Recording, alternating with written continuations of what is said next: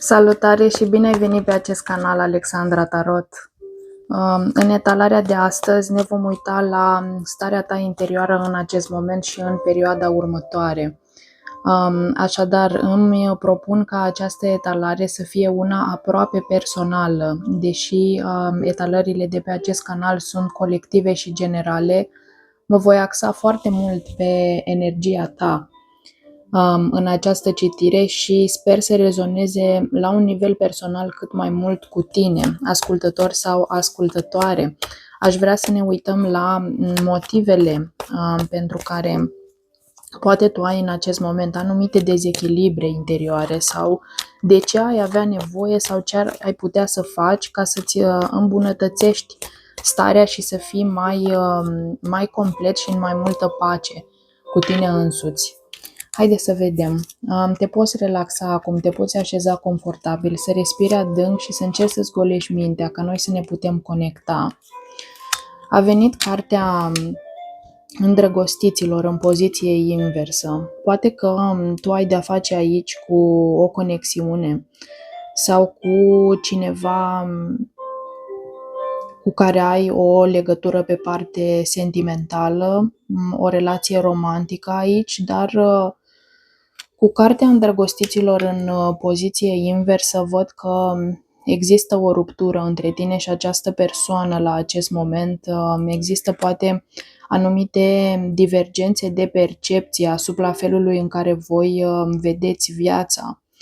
Poate valorile tale și ale unei alte persoane semnificativă pentru tine, aș spune, nu mai bat în aceeași direcție și din acest lucru te văd pe tine destul de dezechilibrat la acest moment și văd că, deși ești pus în fața unei alegeri, o alegere importantă pe care tu trebuie să o faci aici, cred că ori eviți decizia, ori nu reușești la momentul ăsta, pentru că cred că ești destul de afectat. Poate fi chiar o conexiune spirituală între tine și această persoană aici, pentru că Arcana Majoră 6 ne vorbește nu chiar despre orice fel de relații, da? Haideți să mai vedem pentru tine.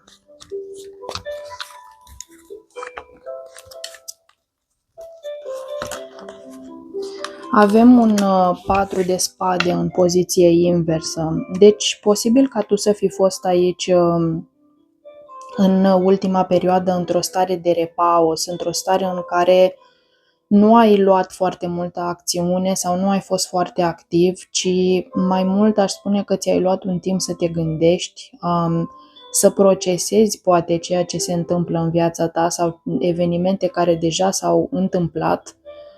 Simt aici că ai încercat totuși să le integrezi și să faci și să-ți recapeți energia, pentru că e posibil, dacă aici această ruptură, în această relație importantă, dacă această ruptură s-a produs deja pentru tine, probabil că ți-ai luat un timp ca să înțelegi ceea ce s-a întâmplat și să te refaci, să spun așa, cu energia, pentru că e posibil situația aceasta să te fi pus jos pe tine sau să fi simțit ca și cum efectiv nu mai am putere, nu mai pot să mă lupt cu situația care este aici. Dar cu cartea în poziție reversată, aș spune că tu urmează să ieși sau acum ești pregătit, după ce ai meditat, după ce ai contemplat, să spun așa, ești pregătit oarecum să te ridici și să devii din nou activ și să începi să acționezi în viața ta. Haideți să vedem și mai în detaliu. Foarte multă anxietate pentru tine la acest moment, poate că nici nu dormi, te văd aici într-o stare, într-o frământare mentală, într-un fel de angoasă, foarte multe gânduri și foarte multă teamă pentru tine. La nivel mental îți este frică de un final dezastruos, îți este frică de ceva foarte dureros care poate să ți se întâmple aici sau posibil că este legat de această relație, de această ruptură posibil între tine și cineva important pentru tine. Tu aici ești foarte mult ești chiar paranoic și cred că cumva tot reiei povestea, da, ceea ce s-a întâmplat. Reiei cursul evenimentelor din nou și din nou, e ca și cum un disc, da, rulează la infinit în mintea ta, iar tu nu-l poți opri. Asculți melodia, să spunem, de pe CD-ul acela până la final și apoi tot nu ai înțeles nimic sau nu poți să faci pace cu... Nu ți-a oferit mai multă claritate sau mai multă liniște și atunci o reiei din nou, da? Este ca și cum tu rulezi un disc sau o piesă, practic povestea despre ceea ce s-a întâmplat, aș spune, în această relație, da? În această relație spirituală, romantică pe care o vedem aici. O să acopăr cartea pentru că YouTube-ul se supără, da? Dar cu siguranță este vorba aici pentru tine de foarte multă anxietate în urma problemelor pe care le ai în această relație sau situație pe plan amoros în acest moment. Da, și un 10 de cupe. Tu aici visezi la o fericire, la o împlinire emoțională alături de această persoană. Cu siguranță este vorba despre o relație aici. Poate chiar dacă este o persoană cu care deja tu ai o stabilitate sau aveți copii, pentru că în cartea 10 de cupe ni se vorbește și despre un cămin, o familie, da? Poate chiar ai avut ceva mai serios cu persoana asta pe parte de stabilitate sau, așa cum am spus, între voi există un copil sau doi copii aici, dar aș spune că văd din partea ta că tu vezi persoana asta ca și cum ea este acea persoană cu care tu îți poți întemeia, dacă nu ai deja, da, această structură pe care o vedem aici în 10 de cupe, da? Dacă tu și persoana asta nu sunteți sau nu ați fost în acest context care se vede aici în această carte și nu ați experimentat până acum acea stare de bucurie, de cămin fericit unul cu celălalt, de a fi bucuria, sursa de suport, de dragoste unul pentru altul, da? Pentru că 10 de cupe este o fericire absolută, este un succes, o stare de a fi complet, de a avea chiar acea fericire, da? Uneori este un ideal, poate fi chiar visare sau faptul că tu idealizezi sau asta este ceea ce tu vezi sau îți dorești alături de această persoană. Dacă încă nu ai fost sau nu ești într-un astfel de context cu ea, visezi aici această anxietate, toate aceste gânduri și frici ale tale și paranoia și nopțile nedormite și neliniștea interioară, panica, da? Este din cauza că tu iubești această persoană și o vezi în viitorul tău, o vezi ca pe ceva, o vezi ca pe acea persoană cu care tu îți poți întemeia visul acela frumos, idealul pe care tu ți-l dorești de la o relație, da? Poate că îți dorești copii cu această persoană sau în orice caz o vezi ca persoana ta, persoana visurilor tale, da? Și vezi potențialul dintre voi, tu vezi potențialul ca lucrurile să ducă la acel rezultat fericit între voi doi, dar cumva ai grijă aici oarecum să nu fie proiecția propriilor tale gânduri, mai ales cu acest 9 de spade. Oarecum tu să proiectezi aici acel ideal, da? Și acel ideal în visurile tale, în mintea ta, cumva să nu-ți dea pace, să te facă să simți că tu trebuie să repari situația asta sau că ai pierdut ceva foarte mare aici, dar cumva în prima carte, Îndrăgostiții, care este în poziție inversă, cumva vedem că există totuși în momentul ăsta, poate există niște diferențe între tine și persoana asta din punct de vedere al valorilor sau a ceea ce voi, a felului cum voi vedeți viața sau ce vă doriți, poate în general, de la o relație, da? Haide să mai vedem pentru tine aici, să mai clarificăm starea ta interioară în acest moment. Avem împărăteasa în poziție inversă. Da, tu simți aici că oarecum, cred că e posibil și să fii într-o stare în care tu nu ai grijă de tine în momentul ăsta. Împărăteasa vorbește și despre, când este în poziție inversă, vorbește despre chiar atunci când eu mă neglijez, numai acea forță care îngrijește, care are grijă, care oferă dragoste, da? Oferă suport, toleranță, oferă din abundența ei. Asta face împărăteasa. Dar când este în poziție inversă, cumva aș spune că poate tu îți neglijezi nevoile aici, ai uitat să fii îngăduitor față de tine însuți, ai uitat să-ți oferi ție mai întâi acea grijă, empatie pe care ai vrea poate să o primești chiar și de la cealaltă persoană. Ai nevoie să te reconectezi aici, poate chiar cu energia ta feminină, și asta este valabil nu doar dacă ești femeie, dar este și pentru domni, da? Pentru că noi cu toții avem în noi o combinație și de energie feminină și de energie masculină. Toate sunt aspecte din noi pe care este bine să le integrăm, da? Deci cumva tu ai nevoie să te reconectezi aici la acea parte din tine care își oferă o empatie, o îngăduință, care are grijă de ea mai întâi, ca să poți să faci asta și cu ceilalți, să poți să oferi acest lucru și celorlalți mai întâi, trebuie să ți-l oferi ție, da? Dar văd aici că cumva simți că ești deconectat sau nu reușești să accesezi acea stare de dragoste, de abundență pe care o reprezintă în mod normal împărăteasa.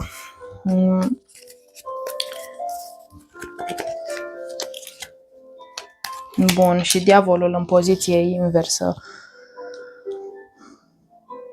Pentru unii dintre voi puteți, dacă sunteți domni, poate că ați avut de-a face aici cu o energie feminină toxică cu care aveți copii. Simt să văd acest mesaj, pentru că împărăteasa este și mama, da? Reprezintă energia feminină maternă. În ilustrația originală de la Rider-Waite, iar ea este chiar însărcinată. Iar aici am văzut și în 10 de cupe ideea de cămin și de familie, posibil de copii. Dar cartea este în poziție inversă.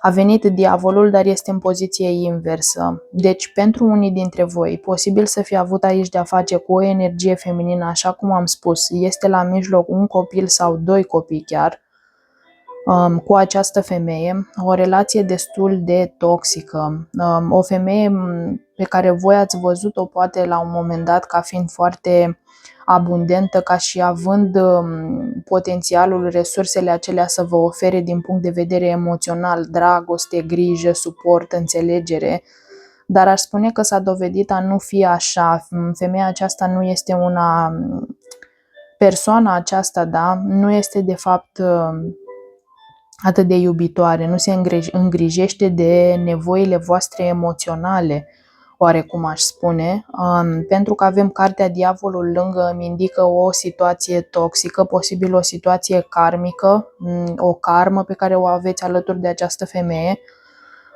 care vă ține oarecum blocați în această relație, dar un lucru bun este că a venit arcana majoră, diavolul, în poziție inversă, ceea ce mi-arată pentru voi aici posibil o eliberare. Voi încercați cumva să ieșiți din ceea ce vă ține, din atașamentul nesănătos, aș spune, care vă ține pe voi, vă face să simțiți că sunteți blocați poate în această situație sau într-o relație care nu mai funcționează, în care voi sunteți mereu într-o stare de anxietate,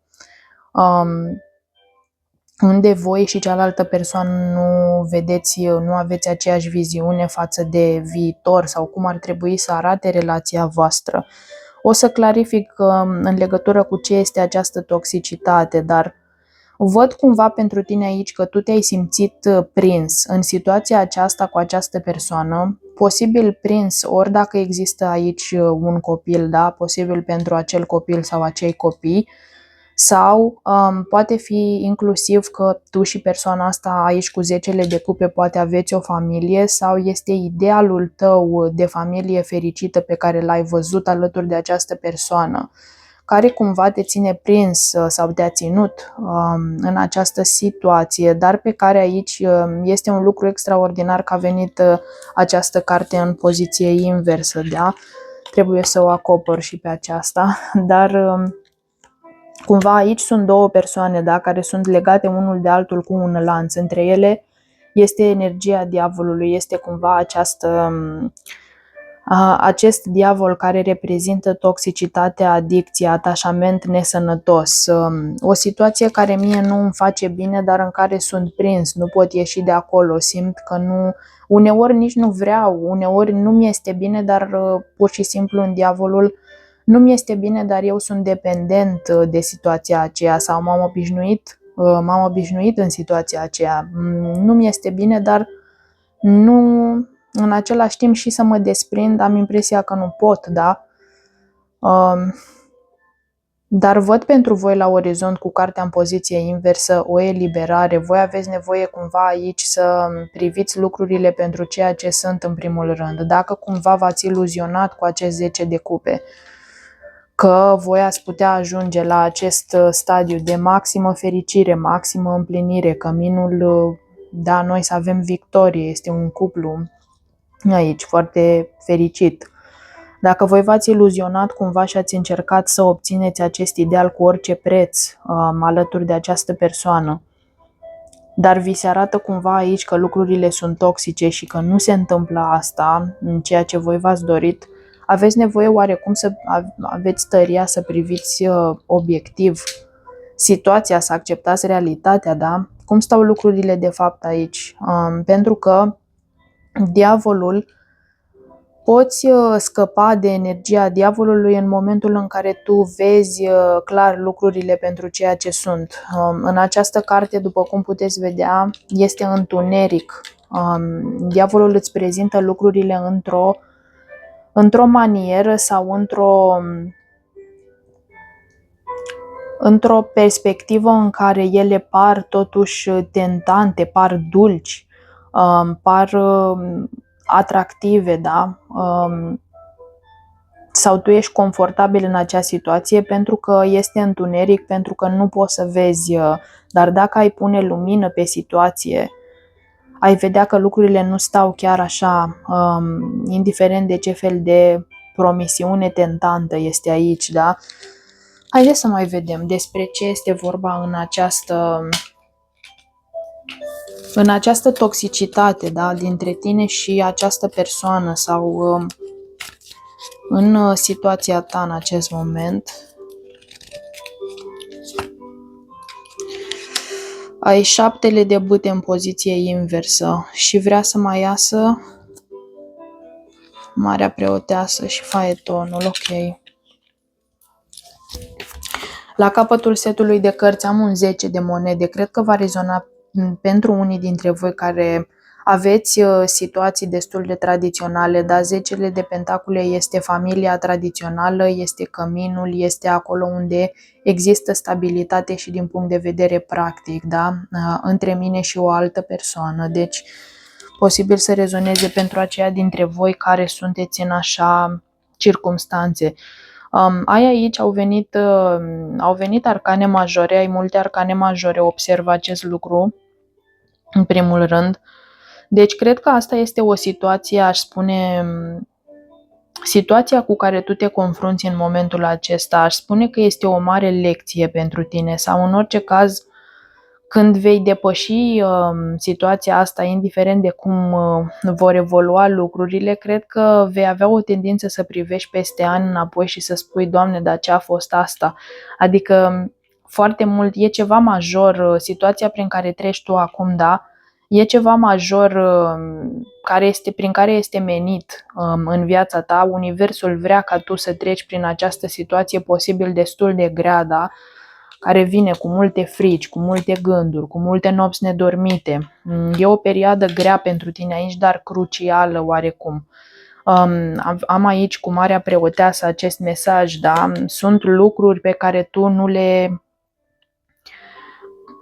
nu le știi la acest moment, sunt secrete aici, sunt lucruri care nu ți sunt dezvăluite oarecum de către univers încă la acest moment. Aș spune, Marea Preoteasă este o carte care ne vorbește despre intuiție. Marea Preoteasă cunoaște niște lucruri chiar din punct de vedere spiritual, da? Ea este o femeie foarte, foarte spirituală, cu o intuiție foarte dezvoltată, este, da, vindecătoare, șamancă în unele cazuri.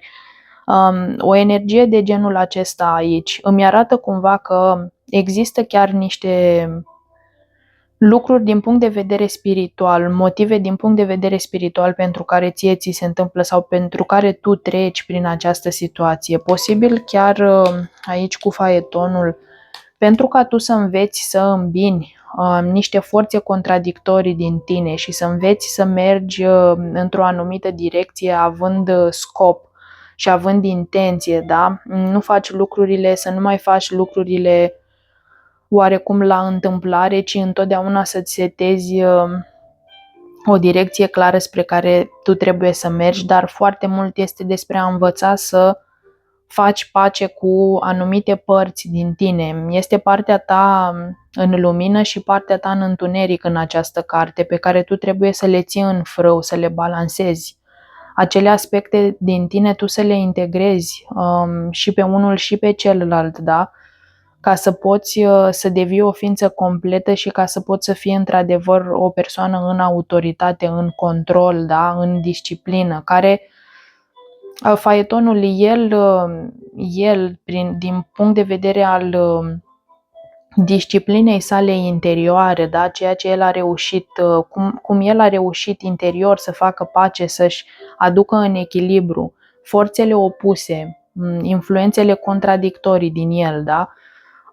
Nu știu, o parte din mine vrea să fie bună cu ceilalți, să-i ajute să arăt partea mea pozitivă și cealaltă îi urăște și simte că toți au ceva cu mine sau sunt împotriva mea.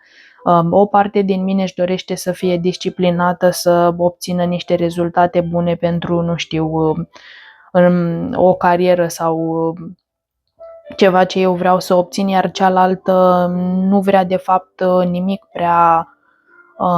Îi este teamă de responsabilitate și vrea să fie liberă, da? Deci astfel de diverse influențe din tine, care una, aș spune, te trage într-o parte, cealaltă te trage în cealaltă parte. Și tu trebuie să înveți să faci pace cumva, să te împaci pe tine și cu acea parte și cu cealaltă, astfel încât viața ta să nu devină un haos, da?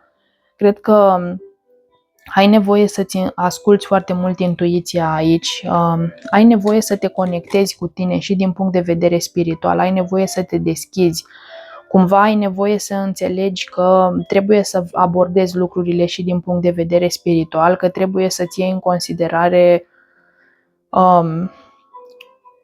acele influențe din interiorul tău, da? Nu poți să le ignori, nu poți nici să le respingi, pentru că altfel ele vor controla direcția în care tu mergi, în loc să o controlezi tu cu intenție. Sper că face sens ceea ce vreau să spun, dar văd aici cu acest 7 de bâte în poziție inversă, te văd pe tine foarte obosit, legat de această situație despre care am vorbit, poate de familie, poate de cuplu, în care tu ai acum probleme. Văd că ești destul de obosit să te aperi. Foarte mult posibil că tu cu această persoană nu vă înțelegeți, da? Aveți, așa cum am spus și la început, aveți viziuni diferite. Fiecare din voi vede lucrurile altfel sau vrea altceva. Și aici cu 7 de bâte în poziție inversă, tu ai vrea oarecum, tu încerci să aperi felul cum vezi tu lucrurile sau viziunea ta, încerci să o aperi în fața acestei persoane. Adică stai puțin că am și eu argumentele mele, dar tot timpul persoana asta cred că nu te lasă, adică vine și orice ai spune tu, ea spune 10 peste tine. Orice cuvânt ai spune tu, ea spune 5 care să invalideze ceea ce tu spui. Văd aici că ai de-a face cu o persoană care poate nu este dispusă să ia în considerare și perspectiva ta sau să-ți valideze în vreun fel punctul de vedere și din acest motiv tu tot timpul simți că trebuie să te aperi, dar ai obosit. Cu cartea în poziție inversă ai obosit, te obosește foarte mult această luptă pentru dreptatea ta, pentru a fi văzut, pentru a fi auzit, pentru ca lucrurile să fie văzute și din punctul tău de vedere. Cred că ești extenuat de lucrul acesta și nu știu cât de mult mai poți să susții o astfel de dinamică și cred că foarte mult, poate chiar despre asta este vorba, pentru că am dorit să clarific cartea diavolului.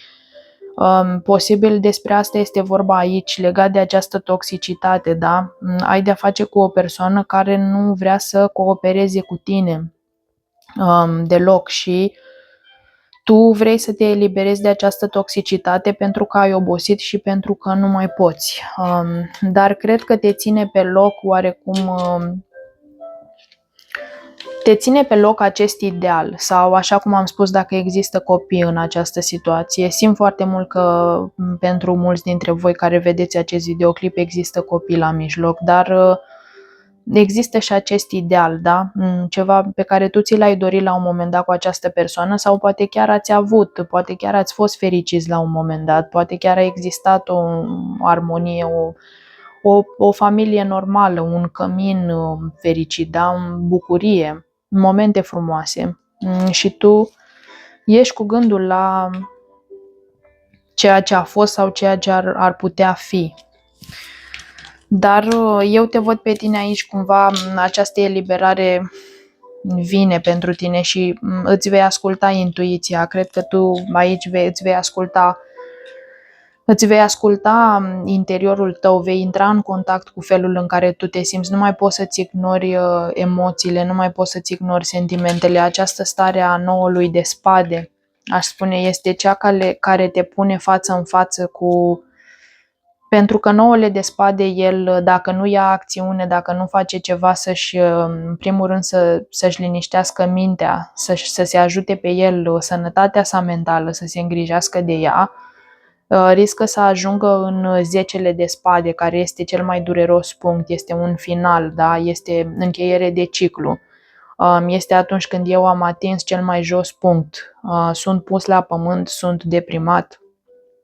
Deci tu pe tine te paște aici oarecum o depresie, te văd că psihic în momentul ăsta nu ești foarte bine și cred că toată situația asta te împinge pe tine oarecum aici cu Marea Preoteasă, oarecum acesta este secretul universului, de ce treci prin această situație sau de ce ți se întâmplă aceste lucruri, pentru că ești ghidat aici cumva să-ți asculți intuiția, să nu mai ignori felul în care tu te simți. Și cred că vei decide până la urmă. Faetonul este o carte determinată, care ia o decizie și merge cu încredere în direcția în care s-a decis. Odată ce și-a pus ceva în minte, merge să obțină acel lucru și nu o mai ia în stânga și în dreapta, dar nu se lasă oarecum distras de la drumul său. Te văd oarecum pe tine în perioada următoare că posibil vei ajunge în această energie și aici am văzut cu patrul de spade în poziție inversă, da? În care după ce ai stat la pat ca într-un fel de boală, ai meditat, ai contemplat, ai reflectat la ce este de făcut, te văd aici până la urmă, da, luând o decizie, mergând într-o anumită direcție, ascultându-ți intuiția, da? Cred că mai mult deciziile pe care le vei lua în perioada următoare vor fi legate de ceea ce simți tu să faci și ceea ce îți dictează glasul interior, mai mult decât orice altceva, pentru că te văd aici că nu mai poți. Nu mai poți să continui să te lupți, să te cerți, să te aperi, să explici de ce trebuie să fie luată în considerare și părerea ta sau felul cum te simți tu în situația aceasta. Haideți să mai vedem pentru tine aici.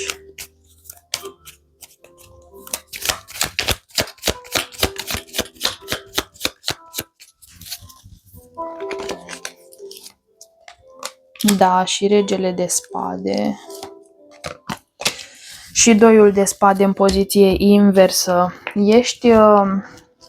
Ai de făcut o alegere tu aici, ai de făcut o decizie, dar simt că nu-ți plac aici, în această decizie, ție nu-ți place nici o variantă, nici cealaltă.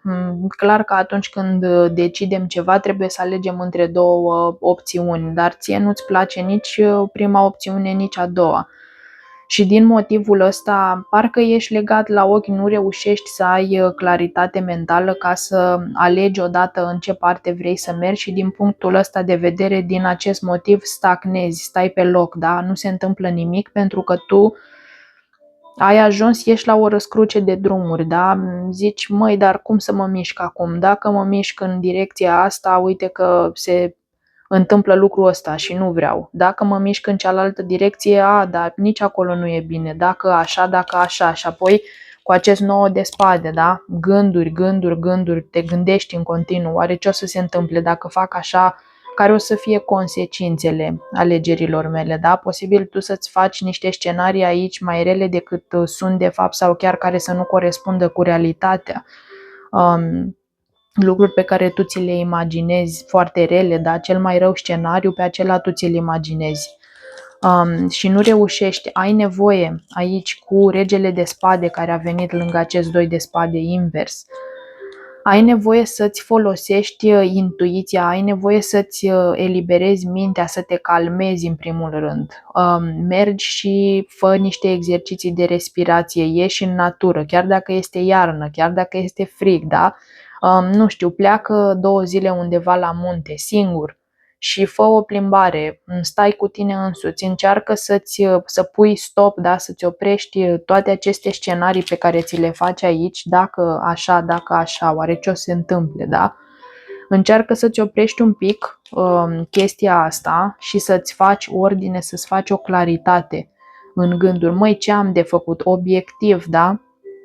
Obiectiv, cum stau lucrurile? Care sunt concret faptele, ce știu eu în această situație, da? S-a întâmplat asta, ce concluzie trag de aici, ce înseamnă acest lucru? Pui toate cărțile pe masă, da? Și apoi încerci cu mintea clară, nu din frică, nu din scenarii, nu din obsesii, nu din paranoia, ci dintr-un punct în care mintea ta este liniștită și reușește să vadă cu claritate, cu obiectivitate, da? Și din punct de vedere rațional, așa cum stau lucrurile, luând în considerare, nu detașându-te de emoții și de starea ta interioară, da? Ascultându-ți și intuiția, adică luând într-un mod rațional și obiectiv, tu trebuie aici să iei în considerare și partea ta emoțională și felul cum tu te simți și sper total starea în care tu ești în acest moment, da?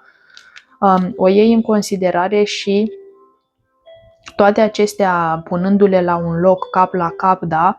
Spui, măi, care este, ce mi indică mie aici, ce e mai important pentru mine în momentul ăsta, ce mi-ar aduce liniște, ce ar putea să mă calmeze, ce ar putea să aducă cel mai bun rezultat pentru mine, da? Sau poate ce ar fi mai bine să fac pentru toți, da? Dar în primul rând trebuie să te gândești la tine și apoi dacă mai ai persoane care depind de tine aici, da? Dacă sunt copii implicați, desigur că trebuie să pui și interesele lor să iei și interesele lor în considerare, dar cumva în această decizie, da?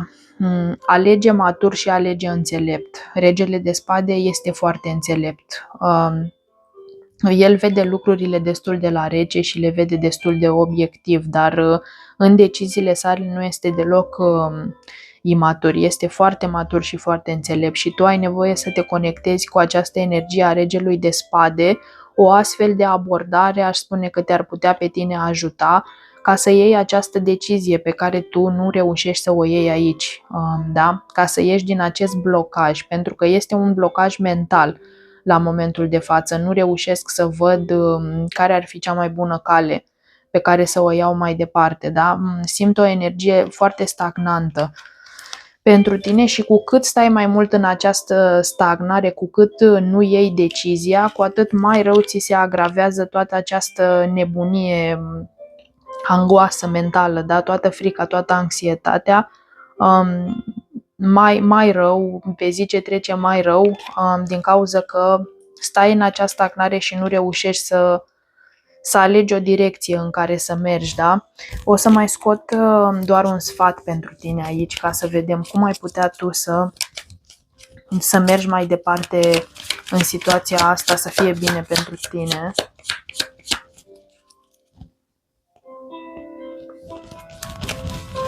Hai să vedem.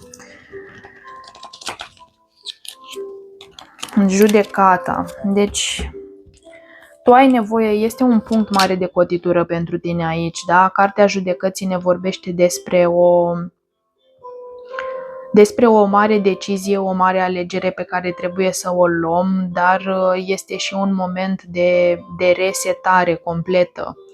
Simt aici că pentru tine, dacă decizia pe care o ai de luat, indiferent despre ce este vorba, da, în această situație, te va duce pe tine pe este vorba de a închide nu doar un capitol din viața ta, dar e un mod de viață care se închide pentru tine aici.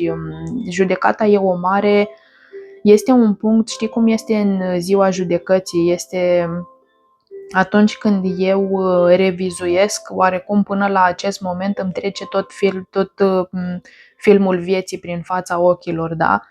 Și mă uit, băi, aici, uite, mi s-a întâmplat asta, cum am acționat? Am făcut lucrul ăsta, de ce am făcut aceste lucruri? Unde m-au dus? Cumva rezultatul sau punctul în care eu sunt în momentul ăsta în viața mea mă obligă, da? Mă obligă să fac această analiză, această introspecție, să mă uit și în trecut, să mă uit la cum am ajuns aici, da, practic. Și de fapt în această carte eu am o mare conștientizare în urma evaluării, analizei de sine pe care o fac. Am o mare realizare, ajung la o concluzie. Băi, nu a fost bine sau înțeleg ceva măreț, da? Înțeleg ceva mare pentru mine aici. E o lecție spirituală foarte puternică în judecata, da? Este atunci când universul m-a pus în niște circumstanțe tocmai pentru că în tot acest timp a urmărit ca eu să am această conștientizare, da? Asta este punctul final în care dorea să mă aducă și acum în final mă aduce aici, iar eu nu mai pot să evit lucrul respectiv, da? Am văzut și cu Marea Preoteasă când am spus despre faptul că există în această poveste influențe spirituale pe care tu nu le cunoști la acest moment, da? Un plan, aș spune, mai mare decât tine în această situație.